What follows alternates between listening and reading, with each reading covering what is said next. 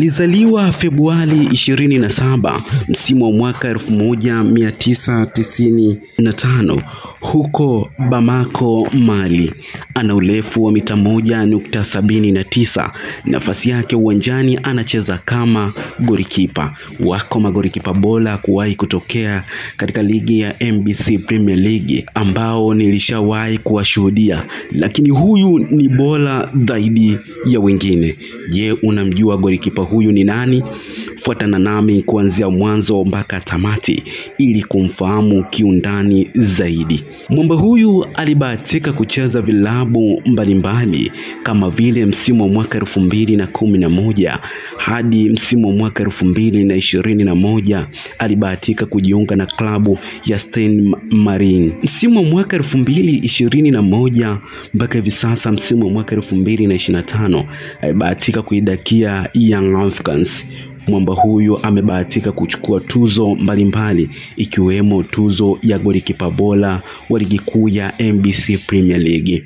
Je, unamjua ni nani? Mwamba huyu alibahatika kuitwa katika timu ya taifa, yani kuanzia msimu wa mwaka 2015 katika timu ya taifa ya Mali ya chini ya umri wa miaka 20, na katika timu hiyo alibahatika kucheza mechi takriban 7, lakini pia chini ya umri wa miaka 23 msimu wa mwaka 2015 akapata tena nafasi ya kuidakia timu yake ya taifa. Anakadiriwa kucheza mechi takriban 3, lakini pia msimu huo huo mwaka 2015 alibahatika kuidakia national team ya watu wazima.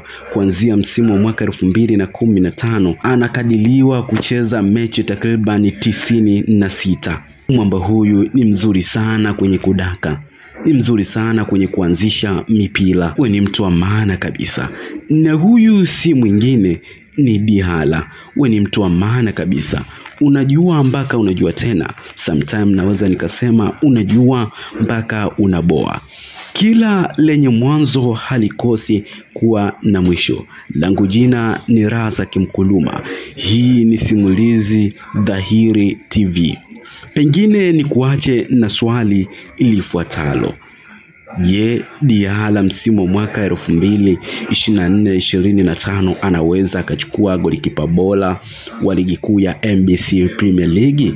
Usisahau ku like, kushare, kucomment na kusubscribe ili uwe wa kwanza kujipatia taarifa na nyakala mbalimbali za kimichezo.